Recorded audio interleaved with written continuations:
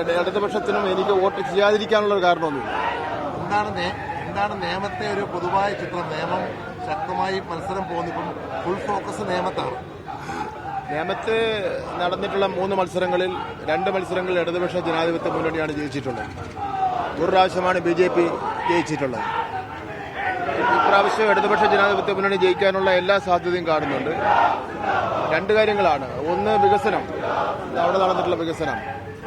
2, മന്ത്രി എന്നുള്ള നിലയിൽ ഞാൻ നടത്തിയിട്ടുള്ള പ്രവർത്തനങ്ങൾ. അപ്പോൾ അതെല്ലാം വെച്ച് നോക്കുമ്പോൾ ഞങ്ങൾക്ക് ഇടതുപക്ഷത്തിനും എനിക്ക് വോട്ട് ചെയ്യാതിരിക്കാനുള്ള കാരണമൊന്നുമില്ല. പക്ഷെ ഇന്നലെയും ഒരു വിഷയം വിവാദം നിൽക്കുന്നത് SDPI ആണ്. അതെല്ലാം ബഹുമാനപ്പെട്ട മുഖ്യമന്ത്രി പറഞ്ഞു കഴിഞ്ഞു. അതിനെപ്പറ്റി ചർച്ചയില്ല.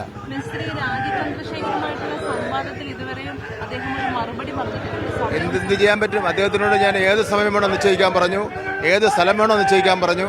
അതിന്റെ എല്ലാ ചെലവും ഞാൻ വഹിക്കാമെന്ന് പറഞ്ഞ് 9-ാം തീയതി ഒഴികെ, ഇലക്ഷൻ്റെ അന്ന് ഒഴികെ വേറെ ഏത് ദിവസം വേണോ ഞാൻ തയ്യാറാണ്. അദ്ദേഹം പിന്മാറി പേടിച്ച് ഓടി ഓടി ഓടി ഓടി ഓടി ഓടി എങ്ങോട്ടോ പോയി.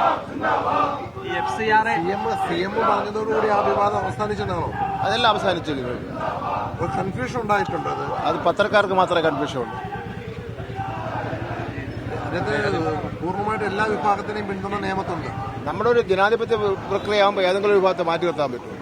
ആരുടെയും പിന്തുണ വേണ്ടെന്ന് പറയാം. അതല്ലേ മതിയാവും. രാവിലെ സംവിധായകൻ രഞ്ജിത്ത് അറസ്റ്റിലാക്കപ്പെടുന്ന സാധ്യത. രഞ്ജിത്തിന്റെ ചോദിച്ചാൽ